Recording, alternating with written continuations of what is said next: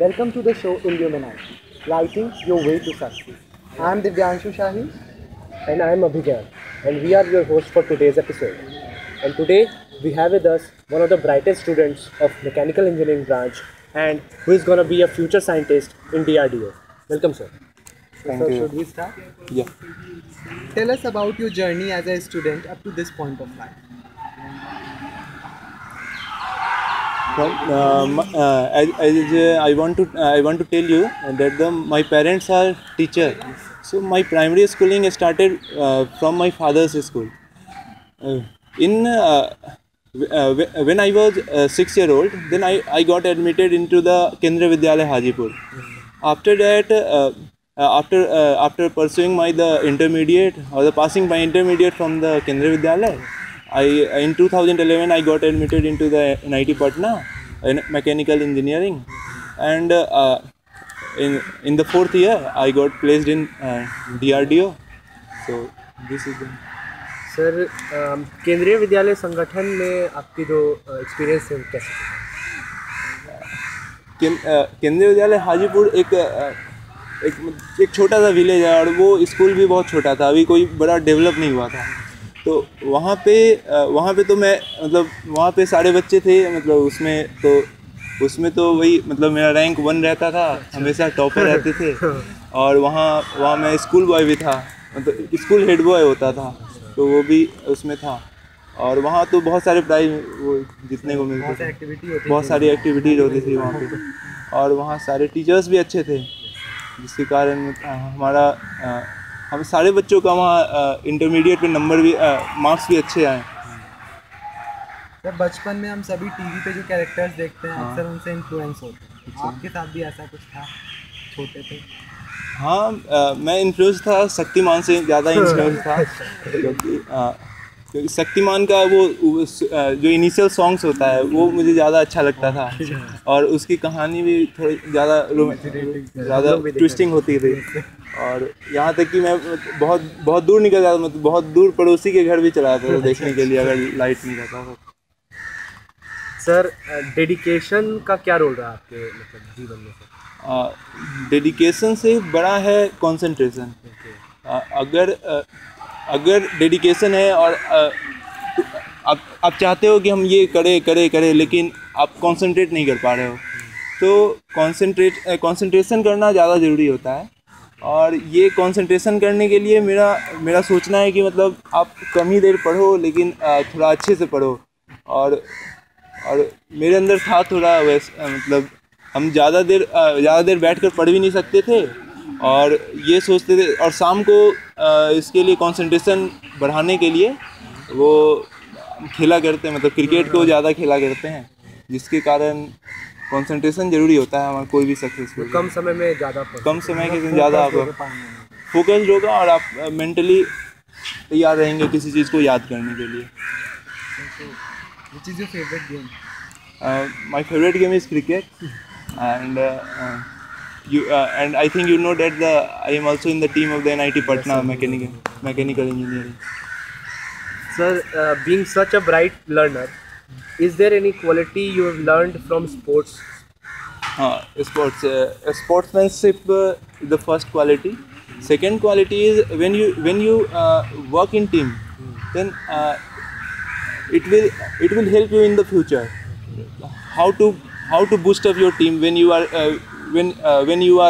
in danger position, or the Spirit of the team. The spirit of the team.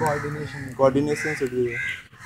Sir, तो mechanical engineering branch opt करने के पहले पीछे कोई driving force था ऐसा?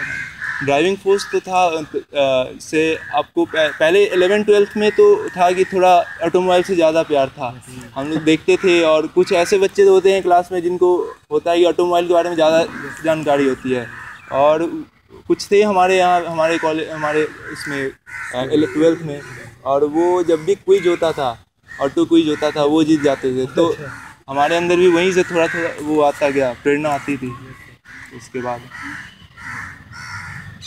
सर DRDO के इंटरव्यू में किस क्वालिटीज़ पे ज़्यादा फोकस किया जाता है? हाँ, DRDO का इंटरव्यू बाकी सारी जो प्राइवेट कंपनी है इन सब से अलग होगा। अगर जब तक आप टेक्निकल में स्ट्रांग नहीं होंगे तब तक DRDO का इंटरव्यू निकलना मुश्किल है। सबसे पहले तो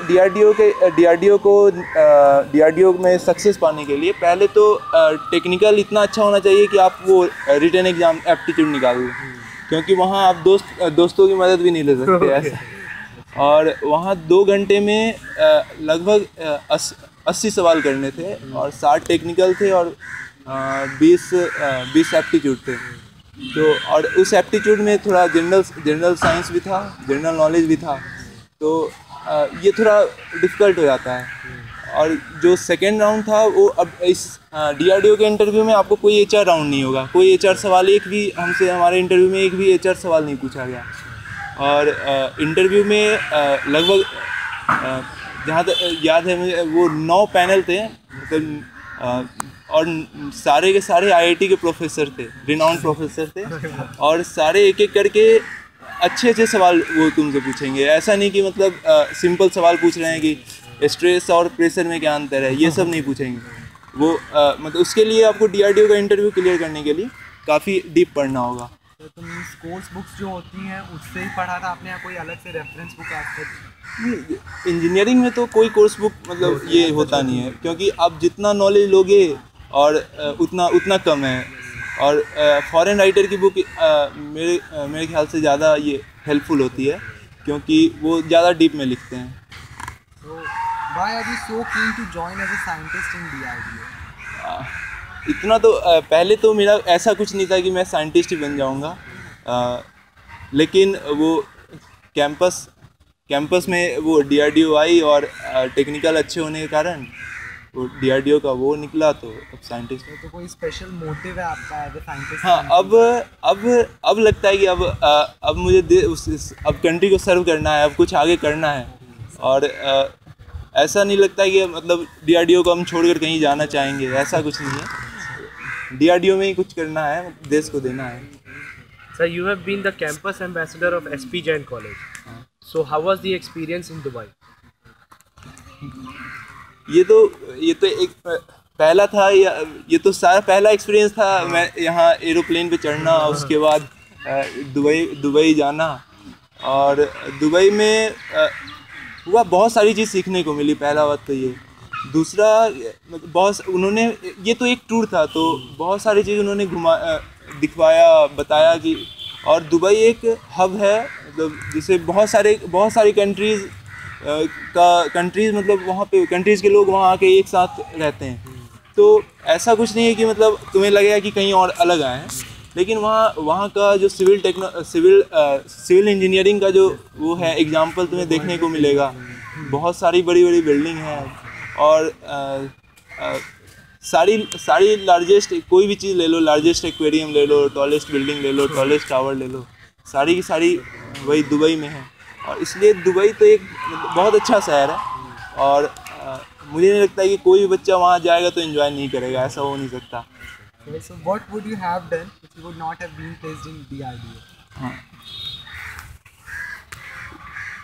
अगर DRDO में मेरा प्लेसमेंट नहीं होता तो मैं गेट के थ्रू MTech करता, या कोई PSU में जाने की सोचता। तो लेकिन DRDO में होने के कारण वो गेट पे उतना फोकस नहीं किया, और इसलिए गेट में 1500 रैंक तो आई, इससे कोई फ़ायदा नहीं होगा। अगर तुम्हें PSU जाना है तो तुम्हें रैंक अंडर 300 या 400 तो लाना ही होगा। और अगर IIT ज्वाइन करना है, IIT से MTech करना है, तो अंडर 1000 तो रखना ही होगा। तो और ये मतलब ऐसा नहीं है कि ये कोई लड़का नहीं कर सकता, मतलब यहाँ से खुद से सेल्फ स्टडी से ही ला सकते हैं, क्योंकि ऐसा बहुत सारा एग्जाम्पल है। तो हमारे ही बैच के बहुत सारे लड़के हैं जिन्होंने लाया है रैंक। तो और सेल्फ स्टडी सबसे अच्छा टूल है। Okay, sir. So was getting good pointer always your cup of tea? I think if you are even 20 to 30% serious, then you will get the good pointer in your exam, because now the questions has been set by our teachers, and I think about 80% question we would able to guess before the exam. This question is fixed, this will come. So I think that to make a good pointer is not a big issue, but to be a topper, or if you want to secure a rank 1, in that case it is I think it is not a cup of tea, because क्योंकि अगर तुमको rank 1 लाना है तो तुम्हें हर book का हर चीज़ में पढ़ कर जाना होगा, मतलब टीचर के भरोसे नहीं जाना होगा। और तुम टीचर का क्वेश्चन तुम गेस कर सकते हो बस मतलब 60% या 70% ऐसे गेस कर, तो बाकी 30% के लिए मुझे लगता है कि लगभग सब कुछ तुम्हें पढ़ना होगा। तो जो टॉपर है वो तो ज़रूर कुछ उसमें एक्स्ट्राऑर्डिनरी चीज़ है, और उसका ज़रूर रिमेम्बरिंग पावर ज़्यादा अच्छा है, तभी वो टॉपर है। So now moving towards rapid fire round. Best place you saw at Dubai? Burj Khalifa. Favorite cricketer? Sachin Tendulkar. The place you like to visit the most in your hometown? Vaishali. Sir, the IPL is going on. Which is your team? My favorite team. My favorite team is RCB. Okay. So your favorite subject in mechanical branch? Thermodynamics. You are aspiring to be a scientist. Who is your role model? APJ Abdul Kalam. Dr. APJ Abdul Kalam. Okay. Sir, last one. Theoretical physics or experimental physics? Which one would you choose? Experimental physics. So the last question. आज हमारे समाज में जितने भी मुद्दे हैं जिन पे हमें चर्चा करनी चाहिए, उनमें से सबसे ज़्यादा डिस्टर्ब आपको कौन सा मुद्दा है? सबसे ज़्यादा डिस्टर्ब मुझे वो करता है जब हमारे पॉलिटिशियन रिलीजियस लाइन पे वो पॉलिटिक्स करना शुरू कर देते हैं, क्योंकि हमारी कंट्री में बहुत सारे रिलीजन के पीपल रहते हैं। तो अगर हमें आगे बढ़ना है, वर्ल्ड लेवल पे अपना कुछ दिखाना है कि हम इंडिया भी कुछ है, तो हमें ये सब जातिवाद से और वो रिलीजियस से पॉलिटिक्स से ऊपर उठना होगा। और ये तभी हो पाएगा जब पॉलिटिक्स में इंजीनियर्स जाएंगे या अच्छे लोग जाएंगे जो टेक्नोलॉजिकली चाहेंगे कि हम अपने देश को बढ़ाएं। क्योंकि अटल बिहारी वाजपेयी के बाद ऐसा लग रहा था कि हम लोग अब टेक ऑफ करने वाले हैं, लेकिन बस उसके बाद जो कांग्रेस सरकार आई उसके कारण उन्होंने पूरा वोट बैंक बनाने के लिए पॉलिटिक्स किया ऑन द कम्युनल बेसिस। उसके बाद हम लोग वही रनवे पे ही रह गए। सर, कुछ एडवाइस जो आप स्टूडेंट्स को देना चाहेंगे जो कि आगे साइंटिस्ट के तौर पे या फिर इंजीनियरिंग में आगे कुछ परस्यू करना चाहते हैं? अगर आपको DRDO निकालना है तो तुम्हें बुक का हर रीजन पढ़ना होगा, मतलब हर कारण पढ़ना होगा, क्यों ऐसा हो रहा है, कैसे हो रहा है। ये ऐसे नहीं कि केवल पॉइंटर के लिए पढ़ रहे हैं। और कोई भी चीज़ पढ़ो अच्छे से पढ़ो, कोई भी काम करो अच्छे से करो। Thank you sir.